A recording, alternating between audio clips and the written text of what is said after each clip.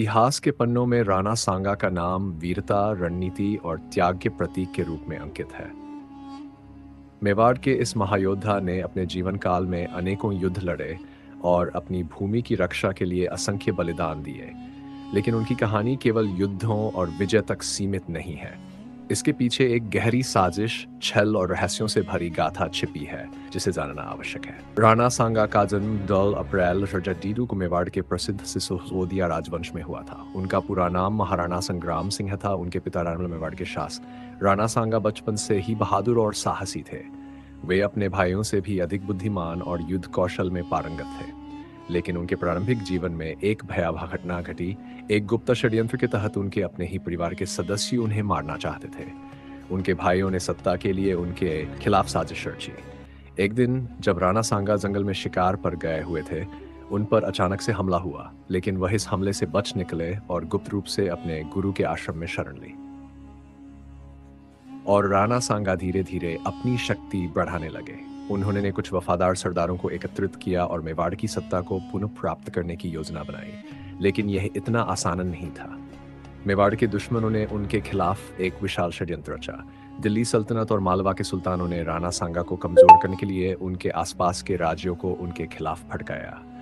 राणा सांगा को मालवा और गुजरात के सुल्तानों के खिलाफ लगातार युद्ध लड़ना पड़ा। हर युद्ध के साथ उनकी ताकत बढ़ती, लेकिन उनके शरीर पर गहरे घाव भी बढ़ते गए।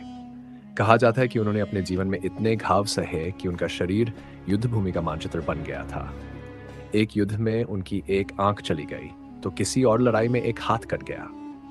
राणा सांगा ने कई युद्धों में अपने अद्वितीय कौशल का प्रदर्शन किया। उनमें से सबसे महत्वपूर्ण था इल्सुर्दोत्सेबेद में खानवा का युद्ध, जो बाबर के साथ हुआ था। इस युद्ध में राणा सांगा ने अपनी पूरी शक्ति झोंक दी थी, लेकिन दुर्भाग्यवश उन्हें अपने ही कुछ सरदारों से धोखा मिला।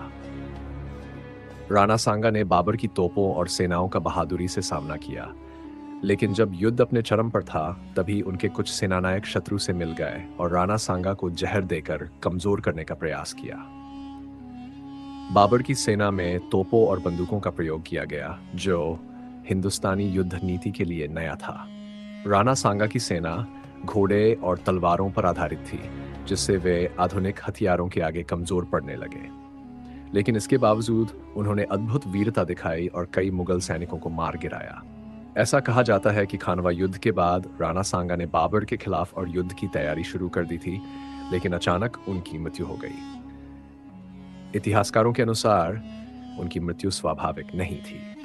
कई सूत्रों के अनुसार उन्हें उनके अपने ही दरबारियों ने जहर देकर मार दिया। लेकिन इस साजिश का असली मास्टरमाइंड कौन था, यह रहस्य आज भी बना हुआ है। कुछ कहते हैं कि ये बाबर की योजना थी, तो कुछ मानते हैं कि ये उनके अपने ही विश्वासघाती सरदारों का काम था। एक अन्य सिद्धांत के अनुसार राणा सांगा को उनके कुछ राजपूत सरदारों ने ही जहर दे दिया, क्योंकि वे नहीं चाहते कि वह फिर से युद्ध करे और मेवाड़ को और अधिक संकट में डाले। राणा सांगा की युद्ध रणनीति उनकी असाधारण बुद्धिमानी को दर्शाती है। वे गुरिल्ला युद्ध में भी निपुण थे और दुश्मनों को अंधेरे में रखे हुए अचानक आक्रमण करने माहिर थे। उनकी सेना में युद्ध के दौरान मनोबल बनाए रखने के लिए विशेष मंत्रों का प्रयोग किया जाता था। उनकी सबसे बड़ी ताकत उनकी नेतृत्व क्षमता थी। वे अपने सैनिकों के साथ भोजन करते, उन्हीं के साथ युद्ध में खड़े रहते और हर सैनिक को व्यक्तिगत रूप से प्रेरित करते।